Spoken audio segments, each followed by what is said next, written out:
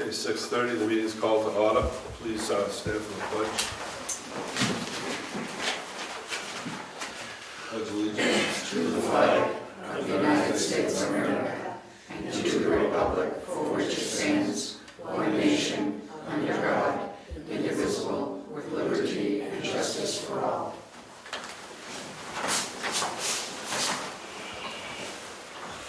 We have two scheduled speakers tonight. The first, Forester Tim Nolan. Good evening. Just a quick update on the timber sale. We started last Monday. They should wrap up with the cutting tomorrow. Probably won't get all the wood and everything out of there tomorrow, but maybe the following day. I'm thrilled with how it's come out. It's been pretty conservative, although even that being said, I believe the wood's going to add up to a little bit more than we were guessing, so the town's going to make a little bit more than we thought. When we file the report of wood cut, you'll obviously get payment for it as we go, but when we file the report of wood cut, because the volume totals were greater than what we filed on the original, he'll have to post, more timber tax. I don't know if any of you have made it out there. I know Frank did. Went out there. He had someone with him. I don't know who it was. Was anyone with you guys? Or Yeah, I went out, yeah. with Frank or? No, by myself. What do you think? It's big, it's neat, the landing is big, Yeah.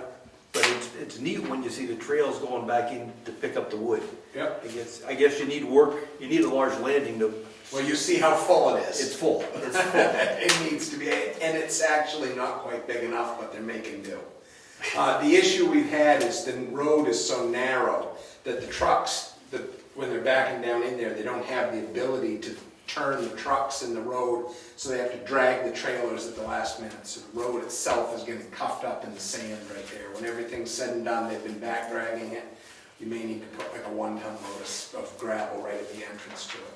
Question I had is, I was planning on blocking that back off with the rocks where they'd opened it up to keep people from driving in there. Frank had mentioned something about a parking lot.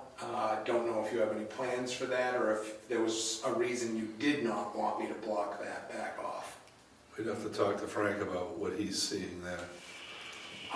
My suggestion would be, even if down the line you were planning on something, to at least get it blocked off for now to control the stuff you don't want happening in there.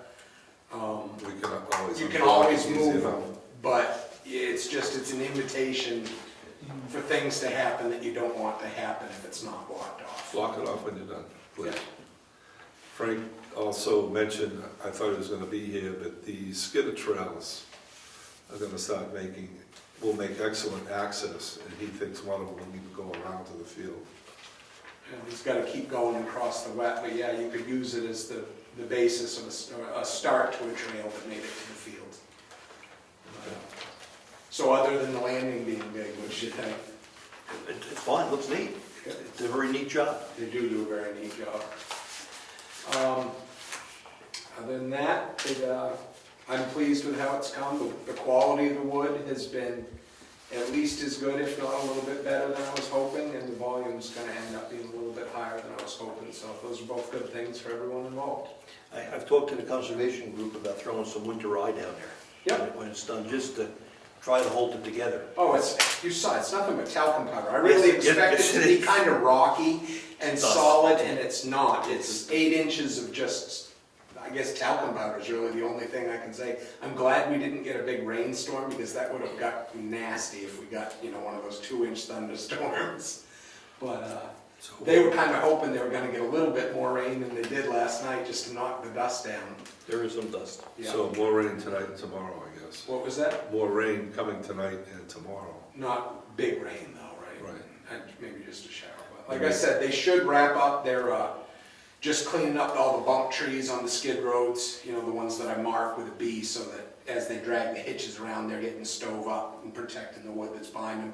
So then when they get most of the wood out, they start at the end and work their way back to the land and clean it up as they go and pulling all the bump trees. They were in the process of doing that today, but they weren't going to finish. They were hoping to get all the wood skidded in tomorrow, and then they probably won't get it all out of the land in tomorrow, but the following day, and then they should have it cleaned up and the equipment out of there. And I would expect the first check to you guys being next week. And then there'll be, at least one, probably 2 more by the time because some of the mills don't pay weekly, some of them are an every other week thing, but. Okay. Yeah. Any other Good. questions? No, thank you. My Joseph pleasure. Haas?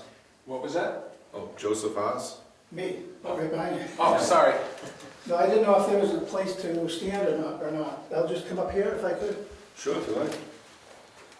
Because what I did at the Gilmanton, Joe Haas from Gilmanton, I was over there and I made him an offer to pay the $65 of the filing fee in the fall for when you get the tax rate to contest it. So I got a $50 bill and a $10 bill and a $5 bill, $65. And I'd like to give that to you, but I would only give it to you under the condition of you coming to a decision ahead of time, saying yes, that before you get the tax rate from the DRA, that you will appeal it to the Board of Tax and Land Appeals within 30 days. So now would be the time. I mean, if you don't take the money now, if you could investigate it, I'd appreciate it.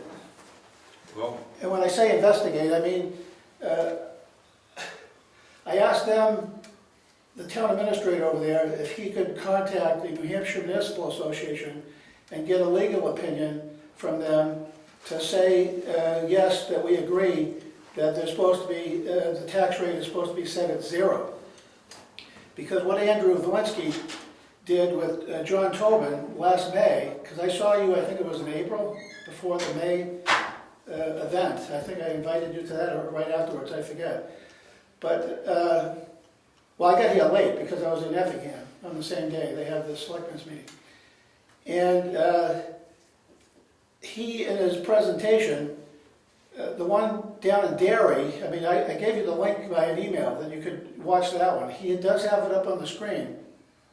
He has the Londonderry case of 2006, where Judge Hicks, this is this New Hampshire Supreme Court, he wrote, he said, once the adequacy amount has been determined, there's supposed to be no more local tax for the local education.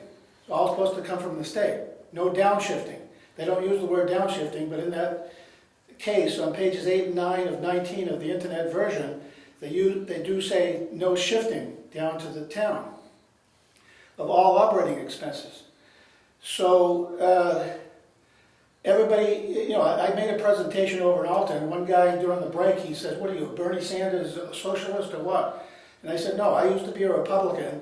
Now I'm an independent. And what I think, I mean, this is just one step ahead.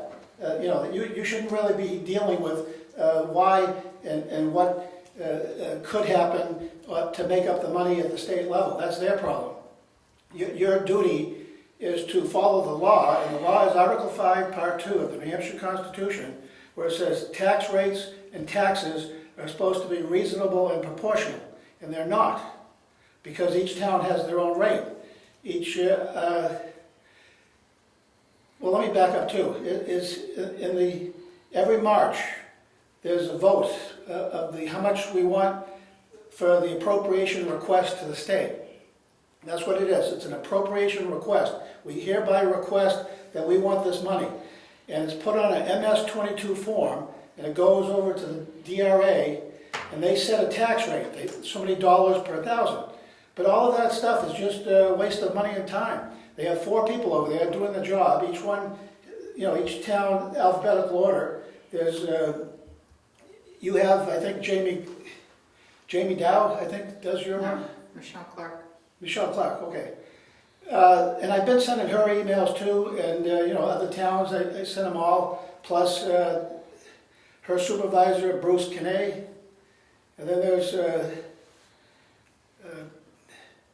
James Gary, he's the new director, took over for Stephen Hamilton. And then there was some other guy in between, Tom Hughes, and Carolyn Lear, and also Lindsay Stepp. She's the commissioner of the Department of Revenue. She has all this stuff, and they never get back to me saying, well, either I'm right or I'm wrong. They just keep on ignoring me. But it would be nice for you all to get that legal opinion, because I've been going around to all these different towns. You know, here in this area, because I live in Gilmanton, and I also have a place in Bosquen, and I went around to the towns down there, And the only one that really got close but no cigar, you know, is Salisbury, where the chairman selectman told the town administrator, would you please ask, this was on the RSA 73:11-A, comma Roman numeral 3, on the information statement that you can put into the tax bills. This was back, I think I tried to see you in April for the May billing, and now you're working towards the November billing. I mean, you could put an information statement in, but I'm through with that information statement stuff. I mean, that's prerogative, your prerogative if you want to do it. But I think the best thing to do is get that legal opinion and then go for it. And file that appeal. And you'd be the first town in the state, and then you say, yes, you're right, it's supposed to be set at 0. And then you can say, well, give us the money. Why should we be taxing our locals so many dollars per thousand? You guys at the state are supposed to be providing that. And get back to that guy calling me Bernie Sanders, a socialist. That, you know, Andrew Vlinsky, I think his ulterior motive is to get a sales tax or an income tax. And I say no. Whenever 3/4 of your property tax goes to the schools, when that comes down to nothing, then, you know, residential and business, then everybody benefits, then go up on the business tax. RSA 77-8:2. But only offset it, just go approach it, or equal what they're paying now in property tax at the business level. That's the solution. It's so simple. I mean, I can see it because I went to all those hearings. The chapter 190 of 170, wait a minute. 2017, chapter 90, the study committee on education funding. It happened in the fall of 2017, went through all 2018. The only one I missed was the one with the windstorm. And Ken Weiler was there. I don't know if you know him as a state rep, but he went over to Charlie Alley House, the administrative services for the state. He says, what's going on here? How much are the charter schools getting? They're getting the adequacy amount, which is almost $4,000 per pupil, but they said, you know, then they get tacked on SPED, special education and transportation, brings it up to $5,600.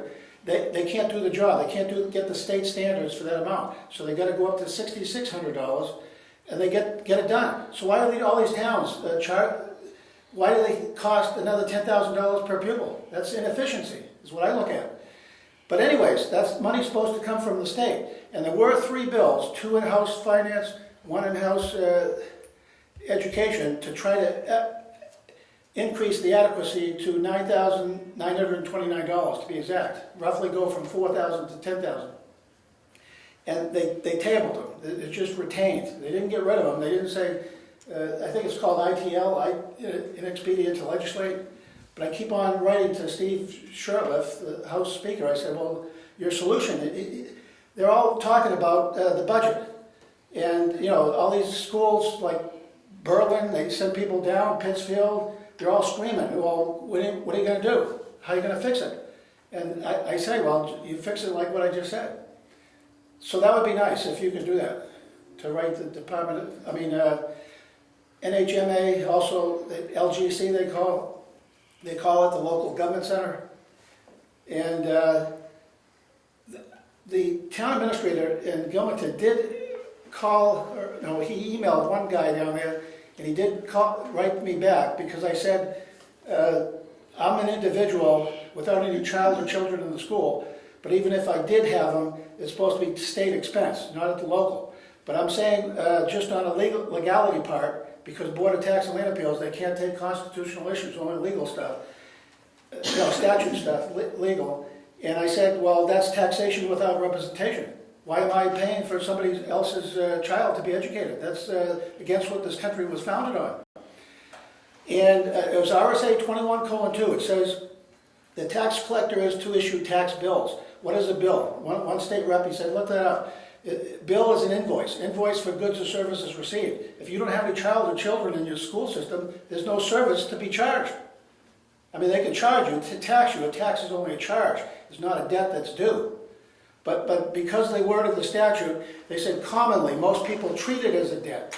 So then I said, well, that's most people, because look at the rest of the sentence. based on approval. I do not give my approval. And I even signed a statement to that effect last October, and I said, if I see that bill in the mail for the May billing for the next year, I'm going to go to the cops and get you guys for theft by extortion. But they all think that they know that what they're doing is right. There's no culpable mental state to get them for a crime, you know? It just bothers me that they have all these meetings at Primex, you know, down at the Concord too, with the NHMA, and it's like a gang. They just are there to protect their members that pay into the system, but they should really be telling them the law, to say, well, this is correct. But unless you ask that question, that's never going to be resolved. You know what I'm saying? Yep. You've given us a lot of information tonight, all at once. Yeah, yeah. On the tax rate, we're not gonna do anything till we see the tax rate. But I agree with you, we feel it in Brookfield that the taxation is not equalized within the towns of our district. And how to approach that, I don't have an answer to that. But what you say and what Valinsky says, if the money doesn't come out of the tax rate, the state has to get that money somewhere. Where do they get it? Yeah, that's what I say. I say when it comes down, everybody's 3/4 that's going to the schools. Then you go up on the business tax. And one example that Valinsky gives is over in Newington, they have so many businesses over there and so few people that their tax rate for children is only like $1 per thousand, something like that. Whereas the average is $25 per thousand, I think. Newington has a lot of assets Yeah. that pay taxes. And the theory is to take all that money and get it into the state, at the state level, then distribute it to everybody evenly across the board. I think that's the way it should work. Yes, some towns in the state have incredible assets Yeah, that they can tax. Seabrook has a nuke. Yeah. It's worth a couple $2 billion. yeah, and they're saying education should be based on your zip code. In other words, where you live. That everybody should have that equal amount of money from the state. And I asked Charlie Arlinghouse, I saw him at the governor's office the other day on somebody being nominated for the PUC, and I asked him, I said, do you have enough money in there now to pay the above the adequacy to the extra on top of that? And he said no, because Joe Bouchard, his assistant, did give me the evidence that says that yes, they have the money for the adequacy.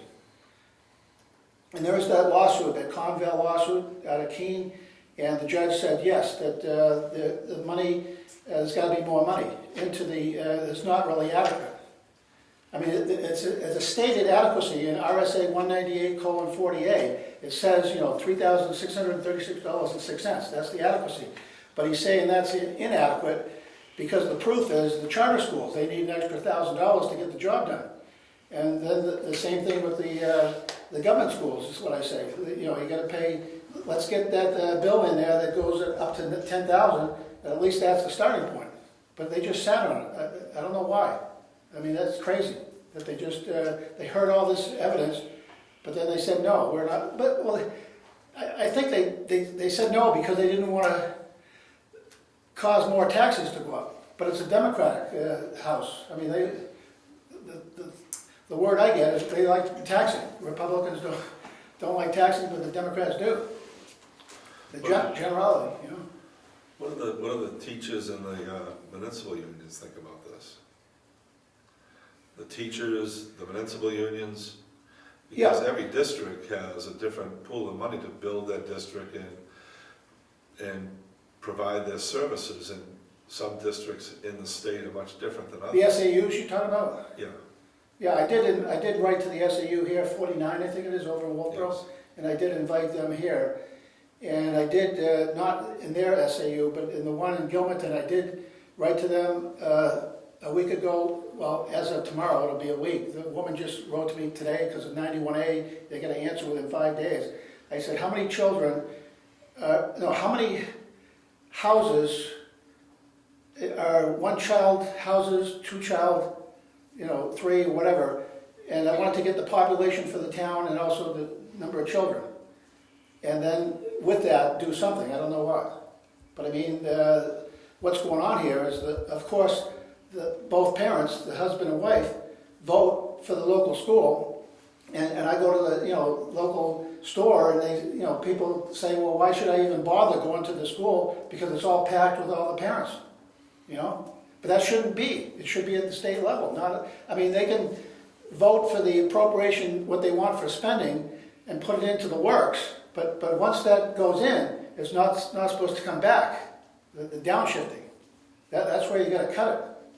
And you guys have the power to do that. Within 30 days of getting that tax rate, I'd appeal it. I put my money where my mouth is. I'll give you the $65 if you can, let's say, get a opinion from the New Hampshire Municipal, and then say, yes, that you've made the decision that when it comes in, if it's anything other than zero, we'll appeal it. And you could start the ball rolling. I'm just offering you the possibility. I appreciate the input. Representative Comeau, is there anything you can add to this?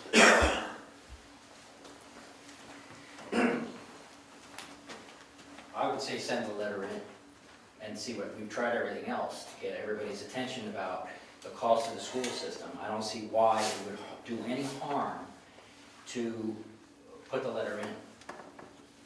I don't see what the problem is. Thank Can I ask the gentleman? You mean the letter into the New Hampshire Municipal? Well, no, I'm saying Or the one to the other one? what does that abatement letter look like? That's what I think. Whatever you're asking the town to send to DRA. Oh, the appeal, The appeal. yeah. Do you have a copy of that appeal so we know? what it Nobody's looks ever done it. It's under RSA 71-B, comma, Roman numeral 5, and then a comma, no, not Roman numeral 5, Arabic 5, then Roman numeral 2. 71B52. Thank you. But I think he's saying first get the approval from the New Hampshire Municipal, and then you'd be all set. They're sort of like get a legal opinion, then when you do it, there's no frivolity, that you're doing it based on legal opinion. Right, first ask them their opinion. Yeah, 2 steps, that's... Even though what you're saying is already written down and it's already there, it would be interesting to see what the New Hampshire Municipal Association would say. Yeah, you're right. Thank you. Thank you too. Approve the minutes. Okay, next week. Before I go to public comments, I just want to say that, interesting to me, maybe interesting to everyone else, the New Hampshire Farm Museum had a great New Hampshire pie contest, or pie festival, down in Milton this past Sunday. And the governor attended it to be a finalist judge, and they entered, had professional people come down and sample their pies out to the crowd. And then they had a amateur pie contest that had 75 entries vying for the best pie in New Hampshire. And DJ won the Professional People's Choice Award. DJ's from Brookfield. Deb Shellhouse on the corner of 109 with all the signs out there. She won the amateur contest. And then down Governor's Road, right on the Brookfield line in Wakefield, really close to Brookfield, Melissa Cunliffe won the non-fruit category. So that's 3 pie winners within a couple of miles, almost all from Brookfield. One pretty close. So they were saying this is the Pi Muta Triangle. Public comments? Treasurer? I don't really have a report. I gave you the monthly reports last week, so that's it. We do need to start working on the budget very soon. And I do have a couple checks to sign and then bills, so we'll get to that. Okay, to add to that, we should send out a letter to the departments to get their budgets in by November 1st, so we can start compiling them for the,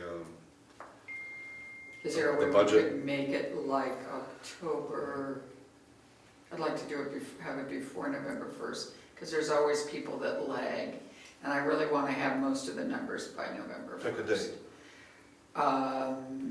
October 20th, how about the 21st, sure. 19th, Okay, October 20th? whatever. That means we have to have ours in by October 20th. And then next week, we should start working on Yeah, those. sure, Okay. no problem. Tax collector, Nothing. administrative assistant, Nothing from me. planning board. This is the planning board report for September 16th, 2019. We had, at our last meeting, the public hearing for a subdivision for map 15, lot 2. It went very well. Our next meeting is October 7th. We're going to go over the master plan, so that's October 7th, 7 p.m. And our meeting after that is October 14th. Any questions? Those dates one more time, please.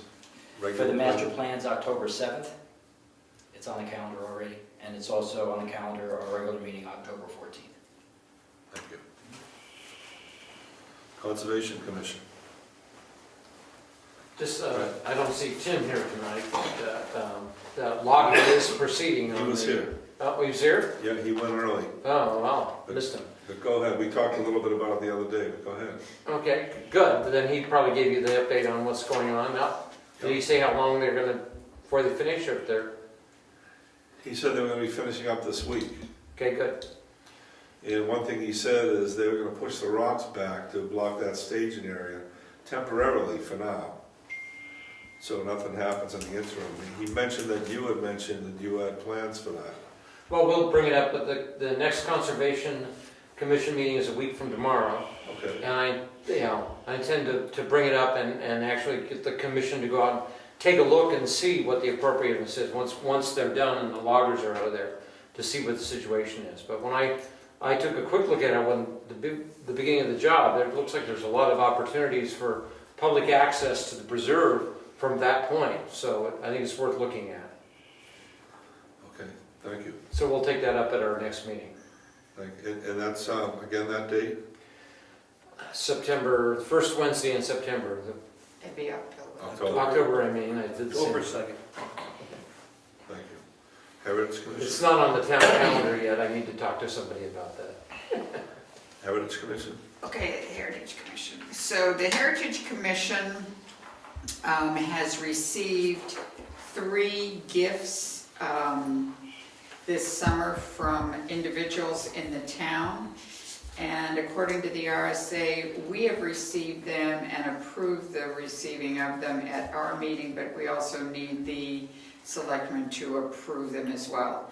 So at the August 21st, I'll have a copy of this for you, Lori. 21st meeting, we approved a cash gift of $20 from a Brookfield citizen for activities involving our 225th anniversary celebration. And we also received a gift of the town meeting game by Elizabeth McCrory of Wakefield from a Brookfield citizen. And then at our September 18th meeting, we received a gift of $100 from the Kingswood Lake Association. And the $100 has been placed in the Heritage Commission Fund. So I'd like one of the selectmen to make a motion to approve these for their acceptance. So I make a motion to accept the 3 donations as read by Mary. Second.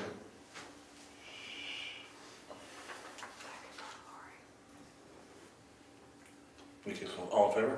Aye. Aye. Aye. And the only other thing to say is our next event is the Veterans Potluck Dinner, and that will be on, I believe it's November 9th this year. And we've added one more event just for the fun of it for the 225th celebration. And that will be a a free town breakfast. It will be on Saturday, December 14th from 9 to 11. And we'll start getting the information out. But we know Christmas is a busy time, Which but month? December, So, December 14th. who's cooking that? I give up. I bet we'll find someone. I got it. You got it? So, it'll be a good time. So, just wanted to do something in the spirit of Christmas for the town to thank them.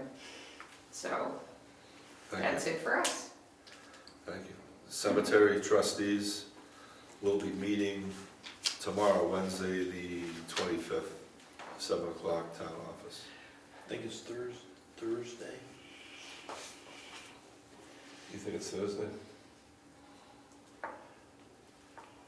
Just check the calendar. It says Thursday. Thursday.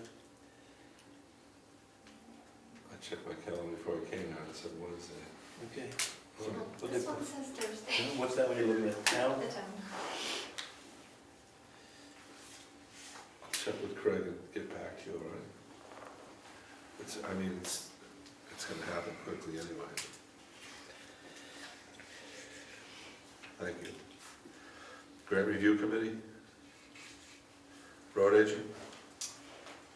All the pavement has been put down, and we started with our first project and getting the site cleaned up, the pavement backed up, and erosion stoned down. We've completed the first hill on Tumble Down and are working on our second one. And we'll go around and clean them up in the order that we put the pavement down. Is that riprap in the Ellis Hatch? Yep. Driveway, yours? Yep. Okay. Yep. Very good. I got delivered Friday. CBA, I have no idea. Forest Fire Emergency Management, other boards. Selectmen, office hours and coffee are this Saturday, the 28th, starting up again. Is that 8 to 10? Come on down for a coffee. That's it. Old business attic update. It's done between a couple high school kids, myself, and you. We got it cleared out, organized up there, threw a lot of boxes and junk out, and so we're in good shape up there. And that's big, those students, we're looking for some local projects to satisfy a school requirement. Yes. So if there's any other students out there that are interested in putting some hours in, we've got some other jobs. Sure. Are you gonna send a letter to the guidance counselor for them? Yes. Okay. There's still a couple of pieces out there. I couldn't fit everything in the truck on Saturday. The room is clean, it's clear. Paving update, I think you just did that. Yep. Parking lot work, Now that we got the paving done, as soon as I square up with Ryan, we'll get this done. This is next on the list. bridge, I'm playing phone tag. He has called me back and left me a message, and then I've called him and left a message, so. which cove is that? I know it's not Periwinkle. Peckle Cove. Pepperell. Yep. On the bridge, I just want to let it be known, a couple of things in town. On Moose Mountain Road, there is a quarry on Moose Mountain Road. It's grandfathered, it's for removal of material, and that's a fact of life. It's a legal quarry, and they can take stuff out of there, all within the constraints of the property itself. Any expansion into other properties would require a different permit, it would be a new quarry, correct? The Moose Mountain Bridge, E2, is rated for any registered traffic within their registered rates. The trucks coming in and out of Moose Mountain Quarry are registered and they're running within their rates. The speed of the trucks, the owner of the quarry and the trucks gives his drivers strict instructions to go slow on town roads. Also, being 10 feet from the road, when my kitchen window is open, sometimes these trucks come out and I don't hear them. So they're being respectful of the road. Some of the noisier trucks that are coming up, there is also construction going on up there. There's a couple of houses being built, there's logging going on, there's fuel trucks, there's gas trucks, there's a lot of action, and trash trucks. A lot of action coming up and down that road, and it's all legal commerce. The only additional noise that I hear on that road are pickup trucks, motorcycles, etc., with free exhausts. And that's up to the police department. Anyone want to add anything? Okay. Policy review ongoing until complete. Townhouse project update. Nothing more at this point. Do we have a? Gonna start working on the budget Okay, we're gonna start putting the budget in, well, for windows. in business. Yep. Okay. Do we have a non-public session tonight? I don't think we need it. Back to the townhouse. Is there any reason why we shouldn't do the plaster and the windows at the same time, if we have the money? The windows will disturb the plaster. I don't know. I mean, why are we doing them sequentially? I was going to write a grant for next year to find out more information on the state of the plaster and stuff like that. Let me think about it.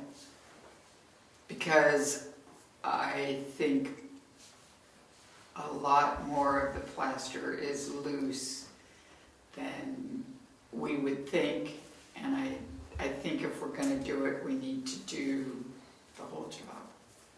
Which might be cheaper than trying to patch it. Yeah.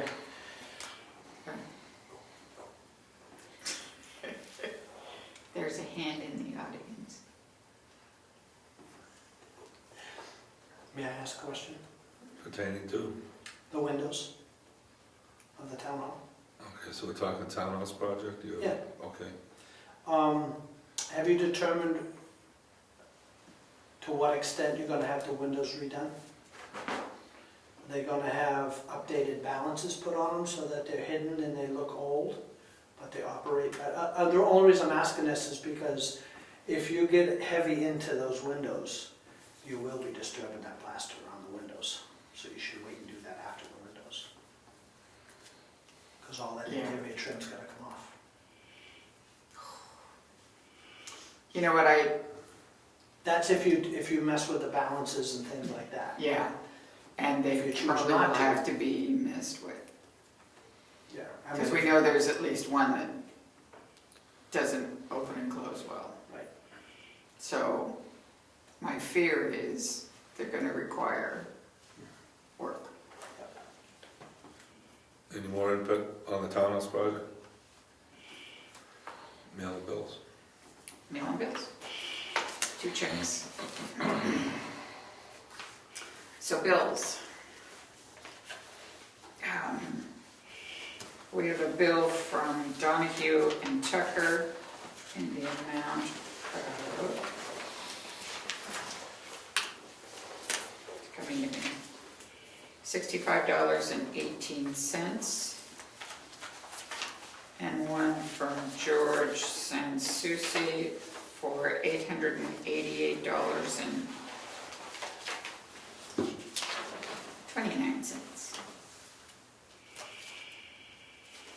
We have bills from CMP Home and Property Maintenance, so 4 times mowing the town house lawns, 1 invoice for 2 times at $90 and another one for 2 times at $90 total.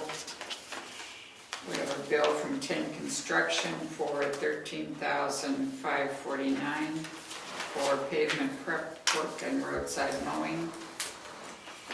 And a bill from Evans Brothers for $2,070.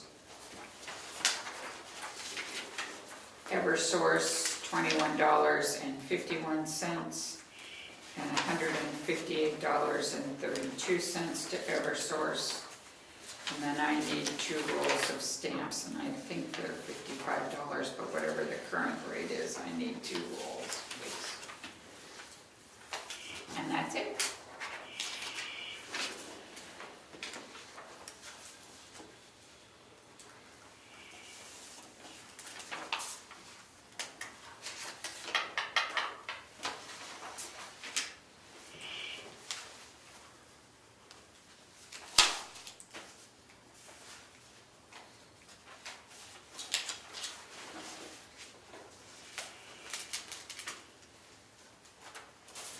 That's it? Meeting adjourned.